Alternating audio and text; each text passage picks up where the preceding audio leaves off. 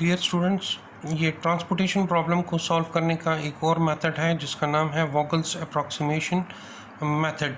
इसको penalty method भी कहते हैं। यहाँ देख सेम आपको उसी तरह की इंफॉर्मेशन गिवन है जिस तरह इससे पहले प्रॉब्लम्स में हम लोगों ने देखा है। आपके पास 4 डेस्टिनेशंस गिवन हैं और 3 आपके पास सोर्सेज गिवन हैं। सप्लाई आपके पास है और डिमांड आपके पास मौजूद है। ये जो वैल्यूज़ हैं ये transportation cost for a single product from any particular source to a particular destination. सबसे पहले आप ये देखें कि ये बैलेंस्ड प्रॉब्लम है कि नहीं है।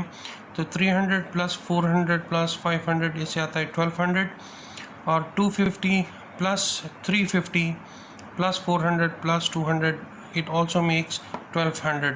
तो यहाँ पर दोनों से आपके पास 1200 आ रहा है।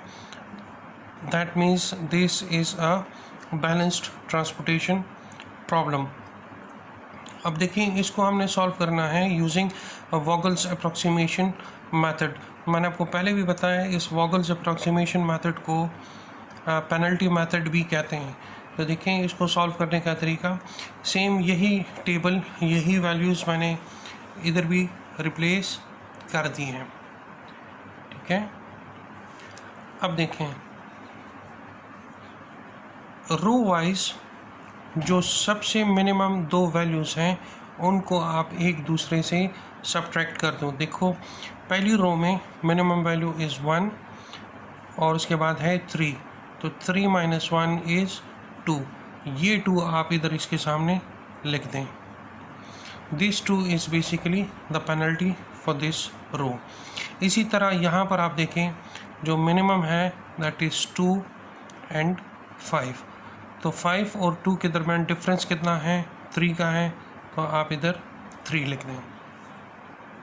इसी तरह इस रो में 2 और 3, तो इन दोनों का डिफरेंस 1 है, तो आप यहाँ पर 1 लिखिएगा। इसी तरह कॉलम में भी आप देखें 3 और 2 यही 2 सबसे छोटे नंबर हैं और इनका डिफरेंस क्या है 1, तो आप यहाँ पे 1 लिखिएगा। ठीक है, इसी तरह सेकंड कॉलम में देखें आपके पास 1 और 3 है, 1 और 3 का डिफरेंस 2 है, तो आप इधर 2 लिखिएगा। यहाँ पे डिफरेंस 3 और 5 का है, 3 और 5 का डिफरेंस 2 है, तो वो आप लिखिएगा 2। यहाँ पर 4 और 2 है, 2 स्मॉलेस्ट नंबर, इन दोनों का डिफरेंस कितना है 2, तो आप इधर लिखिएगा 2।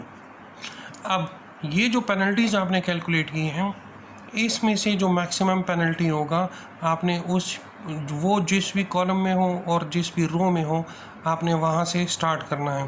तो देखिए 1 2 2 3 1 3 एंड 2, तो मैक्सिमम इस 3 ये आपके पास इस रो में आ रहा है, तो आपने इस रो से एलोकेशन स्टार्ट करनी है।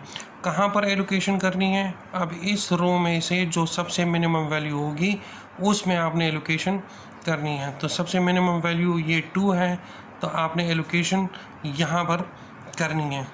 तो देखिए इसकी डिमांड कितनी है 250 और इसकी सप्लाई कितनी है 400, तो आप इसकी डिमांड 250 आप पूरा कर सकते हो, तो आप इसको 250 एलोकेट करोगे। जब ये 250 आपने इधर एलोकेट कर दिया तो दिस बिकम 0 और यहाँ से आप 250 माइनस करोगे तो आपके पास क्या बचेगा 150। जब ये 0 हो गया तो फिर आपको बाकी इसी कॉलम का जो रिमेनिंग सेल्स हैं उनको क्रॉस करना पड़ेगा, उनको आपको वैल्यूज़ नहीं पुट करनी। अब जो रह गए हैं अब आपने दोबारा इनकी पेनल्टी कैलकुलेट करनी है। तो देखिए फर्स्ट रो में अब 1 और 4 हैं, 1 और 4 के दरमियान डिफरेंस कितना है 3 का, तो आप इधर लिखिएगा 3। इसी तरह यहाँ पे 5 और 6 2 छोटे नंबर हैं, तो इनका डिफरेंस 1 है, तो वो 1 आ जाएगा। यहाँ पे 2 और 3 हैं, उसका डिफरेंस 1 आ जाएगा। यहाँ पर 4 और 2 है, तो डिफरेंस 2 ही रहेगा। यहाँ पे डिफरेंस 3 एंड 5 का वो 2 है, तो 2 आ जाएगा। यहाँ पे 3 और 1, तो डिफरेंस आ जाएगा 2। ये तो ऑलरेडी ख़त्म हो चुका है, 0 हो चुका है, इसको करने की ज़रूरत नहीं। अब आपने क्या करना है, अब आपने दोबारा इसमें से मैक्सिमम पेनल्टी ढूंढनी है। तो देखें 2 2 2 1, 1 और 3, तो मैक्सिमम पेनल्टी इस 3 का है। तो इस रो से अब आपने एलोकेशन करनी है। इस रो में कहाँ पर एलोकेशन करेंगे, जहाँ सबसे मिनिमम वैल्यू होगी। तो इन तीनों में से मिनिमम वैल्यू यहाँ पर है 1 की, यहाँ आपने एलोकेशन करनी है। यहाँ डिमांड है 350 का और सप्लाई कितना है 300, तो ये 300 आप इसको एलोकेट कर सकते हैं। जब आप इसको 300 एलोकेट कर देंगे तो ये 300 जो है ये 0 हो जाएगा और ये 350 अब आपके पास सिर्फ 50 रह जाएगा। अब ये 0 हो गया है तो इसको आपने क्रॉस कर देना है, इसमें आप दोबारा एलोकेशन नहीं होगी। अब दोबारा आपने पेनल्टी कैलकुलेट करनी है। जब दोबारा पेनल्टी कैलकुलेट करोगे तो ये रो तो क्रॉस हो गया, ख़त्म हो गया, तो इसकी तो पेनल्टी कैलकुलेट नहीं होगी। बाकी इसका देखें, इनमें से डिफरेंस 6 और 5 दो छोटे नंबर हैं, तो इनका डिफरेंस क्या आता है 1। यहाँ पर 2 और 3 का डिफरेंस आता है 1। यहाँ पर देखें इस कॉलम में डिफरेंस क्या आएगा 9 और 2, तो डिफरेंस आएगा 7। यहाँ है 5 और 3, डिफरेंस आएगा 2। यहाँ पर 6 और 3 डिफरेंस आएगा 3, और ये तो ऑलरेडी क्रॉस आउट हो चुका है। तो अब आप देखें, अब आपके पास मैक्सिमम कौन सा है, मैक्सिमम ये 7 है। तो आपने इस कॉलम में एलोकेशन करनी है। इस कॉलम में ये 2 वैल्यूज़ बाकी हैं, तो जो मिनिमम वैल्यू है उसमें आपने एलोकेशन करनी है। डिमांड 200 है, सप्लाई 500 है, तो ये 200 आप इसको एलोकेट कर सकते हो।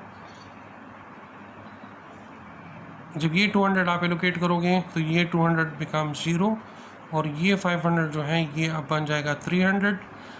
ये 0 हो गया तो ये कॉलम भी अब आपके पास ख़त्म हो जाएगा। दोबारा पेनल्टी कैलकुलेट करोगे तो 6 - 5 उसकी पेनल्टी क्या बनती है 1, तो यहाँ आप लिखिएगा 1।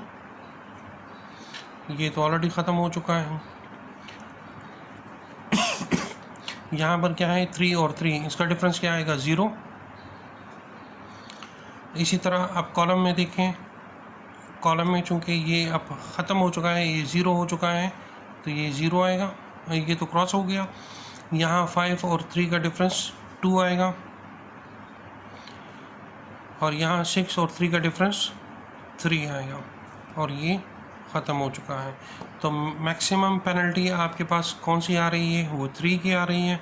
तो इस कॉलम में अब आपने एलोकेशन करनी है। तो इस कॉलम में आप कहाँ पर एलोकेशन करोगे, जहाँ पर मिनिमम वैल्यू है। तो मिनिमम वैल्यू इधर मौजूद है। यहाँ डिमांड 50 है, सप्लाई 300 है, तो आप 50 इसको एलोकेट करोगे। ये 50 जो है वो 0 बन जाएगा और ये 300 जो है आपके पास बन जाएगा 250। जब ये 0 बन गया तो फिर ये कॉलम इस सेल में एलोकेशन नहीं होगी, ये सेल क्रॉस आउट हो जाएगा। उसके बाद आप देखें रो वाइज तो आपके पास सिर्फ एक ही वैल्यू बचती है, दैट इज़ 5 और 3, और कॉलम वाइज आपके पास 2 वैल्यूज़ बचती हैं 5 और 3। तो आपने अब इन दोनों में से जो मिनिमम होगा उसमें से आपने एलोकेशन कर देनी है। तो देखिए मिनिमम क्या है 3, डिमांड कितनी है इसकी 400 और सप्लाई कितनी है 250। तो आप इसको 250 एलोकेट करोगे, ये 250 जो है ये अब 0 बन जाएगा और ये 400 की जगह अब आपके पास रह जाएगा 150। ठीक है, ये 0 है तो यहाँ क्रॉस करने की ज़रूरत नहीं है क्योंकि इन तीनों में एलोकेशन हो चुकी है और ये ऑलरेडी क्रॉस आउट हो चुका है। तो लास्ट सेल आपके पास जो बचता है दैट इज़ 5। इसकी डिमांड 150 है, सप्लाई भी 150 है, तो आप इसको 150 एलोकेट करें।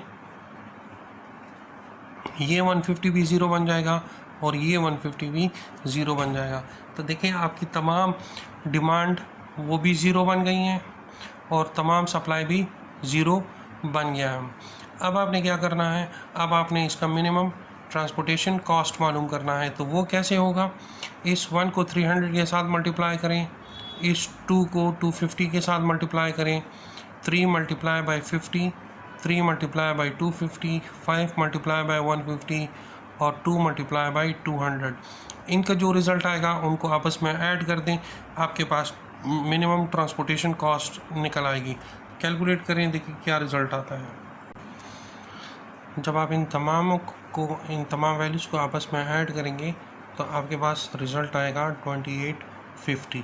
तो ये इनिशियल बेसिक फिजिबल सोल्यूशन है for the given transportation problem using Vogel's approximation method. I hope कि आपको वोगल्स अप्रॉक्सीमेशन मेथड का कॉन्सेप्ट समझ आ गया होगा। Thank you so much.